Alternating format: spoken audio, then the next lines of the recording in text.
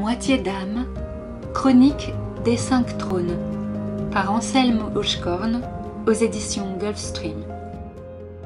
Chapitre 2, Liutgarde, partie 2.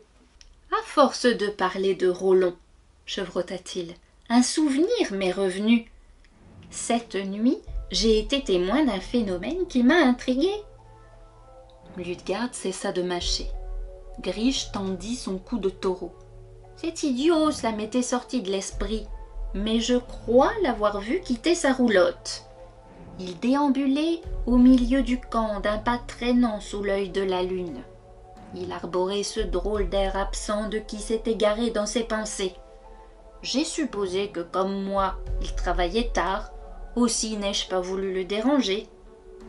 Grish lui arracha son livre des mains et le dévisagea d'un air sévère. « C'est un sacré mystère, maître Cerneau. Comment, avec cette tête bien pleine que vous vous trimballez, vous arrive-t-il d'être si distrait? Et quand je dis distrait, c'est par respect pour vos cheveux gris. » Liutgarde posa une main pressante sur celle de l'historien et lui demanda « Dans quelle direction l'avez-vous vu partir ?»« Oh, par là-bas, je crois. » D'un doigt noueux, il désigna la route, les champs, et par-delà la silhouette sombre et vaguement inquiétante d'une forêt.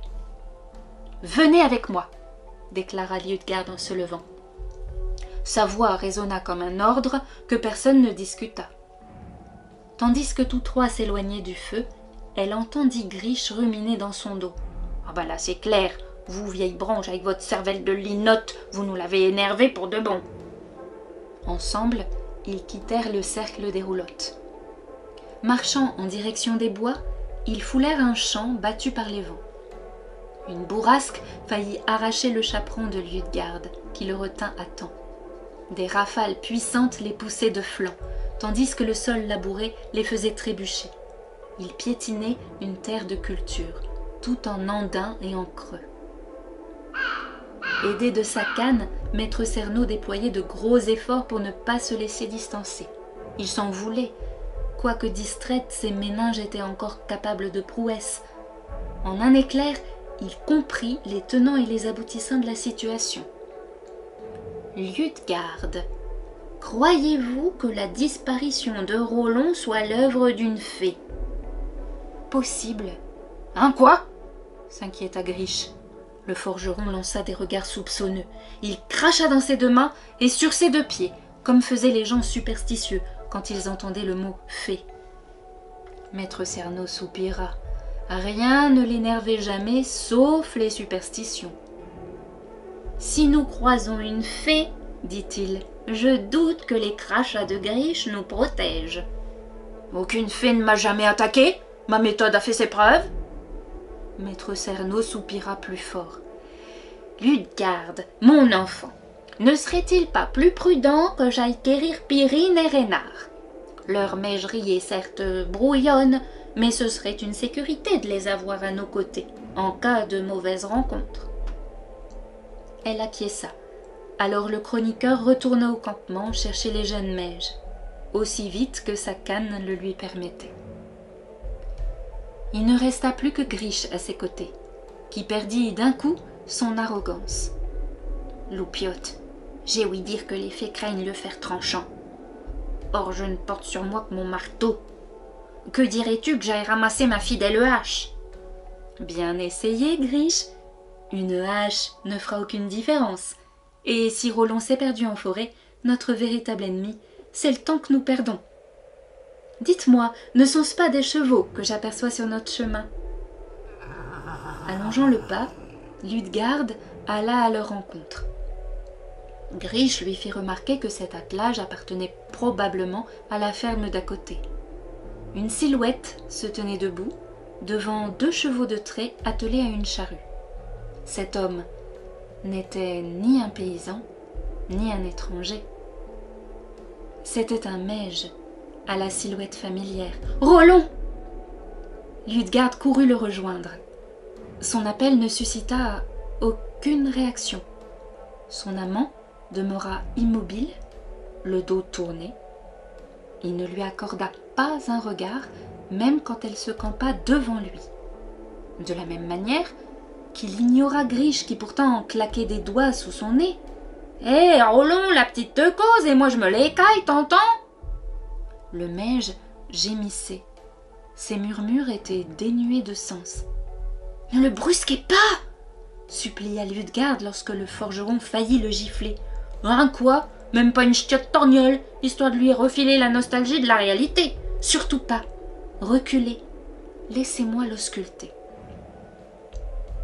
Ludegarde lui retroussa les paupières. Une taie laiteuse recouvrait ses pupilles. Rollon contemplait le vide. Sa peau, extraordinairement pâle, attestait qu'il était resté ainsi une partie de la nuit. Il était aussi froid qu'un cadavre. Son cœur battait lentement. Ludegarde avait déjà été témoin d'une crise de ce genre. Rollon était parfois sujet à des absences. Elle fouilla sa besace, en quête des herbes médicinales dont elle ne se séparait jamais. Brusquement, Griche la saisit par l'épaule et la tira en arrière. Quand Ludegarde le somma de la lâcher, ce dernier répondit d'une voix blanche « Calme-toi, loupiote, regarde ta manche !» Ludegarde prit conscience d'une étrange raideur dans son bras gauche. Sa tunique miroitait, couverte d'une pellicule de givre. Lorsqu'elle plia le coude, la laine gelée cassa. À travers cette déchirure, sa peau avait bleui. Elle était blessée. D'un coup, Griche passa de la crainte à la fureur. Il secoua Rollon. « Corneau de mège, réveille-toi! Regarde-moi ce travail, t'es fier de toi ?» Le forgeron l'aurait volontiers corrigé si Ludegarde ne s'était interposée. Elle lui interdit de le frapper. « Quoi ?» rugit-il. « Tu prends sa défense !»« Vous ne comprenez pas. T'as raison, je pige pas. Qu'on lève la main sur une femme, ça me dépasse. Mais joue pas, ça change rien. Regarde ton bras, il t'a bien amoché. Un bonhomme devrait jamais blesser sa dame. Taisez-vous, Il y est arrivé tout seul, sans mon aide. C'est un miracle. » Quoi? La violence domestique, un miracle? Attends que nous soyons arrivés à le prenant. Des miracles comme ça, on en voit à chaque coin de... Ludegarde lui plaqua sa main valide sur la bouche. Ouf! Le silence. Enfin. Griche. Rollon a jeté un sort seul. Totalement, absolument seul. Cet exploit le hisse parmi les plus grands, peut-être le plus grand mage du royaume.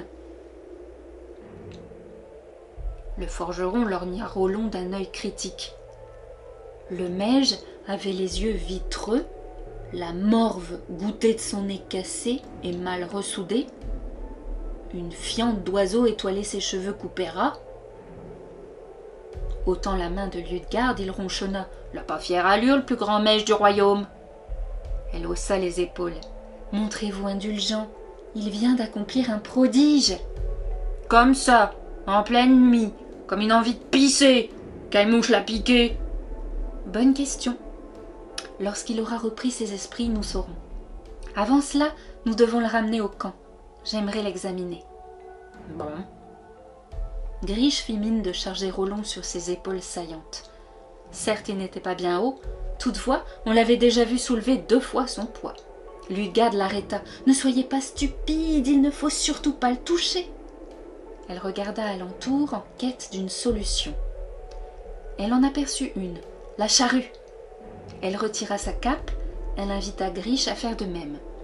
« Nouez-la derrière ses épaules. Moi, je le porterai par la taille. Nos capes nous serviront de civière. Nous allons l'installer sur cette charrue. » Soudain, l'un des chevaux poussa un hennissement lugubre, incitant Ludegarde à étudier de près la charrue et son attelage. Oh misère! La monture la plus proche avait gelé jusqu'à la moelle. Autour du mort, en travers de sa gueule, la bave était figée. Dilatée par la glace, ses entrailles avaient enflé, déchiré son ventre tel un sac avant de se déverser entre ses pattes.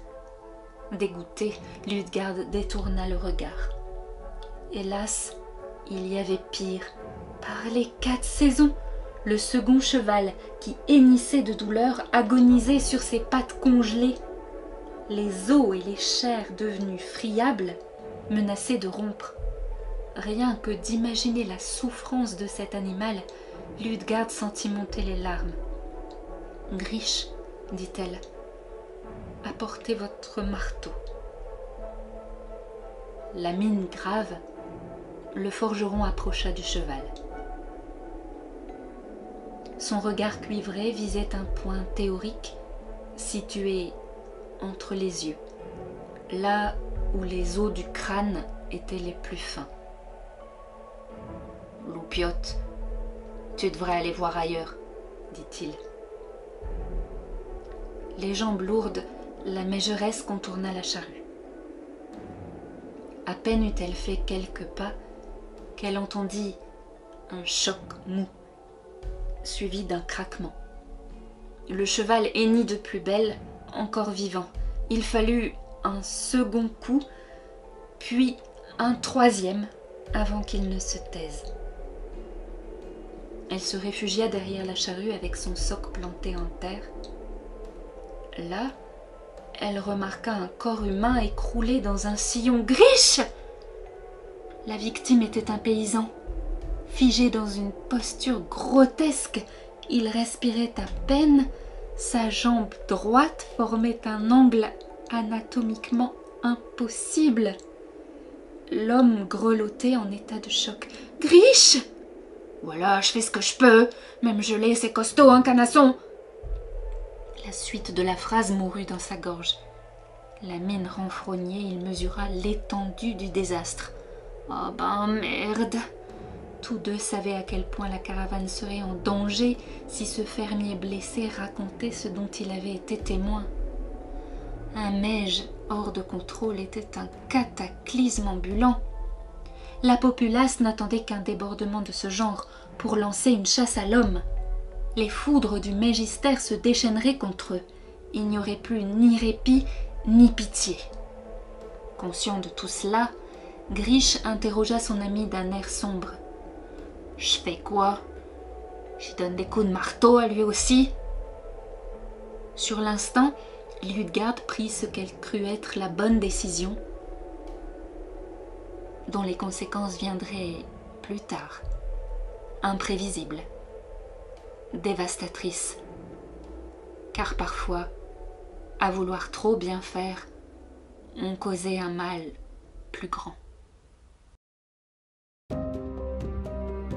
C'était Moitié d'âme, lu par Elsa Devé.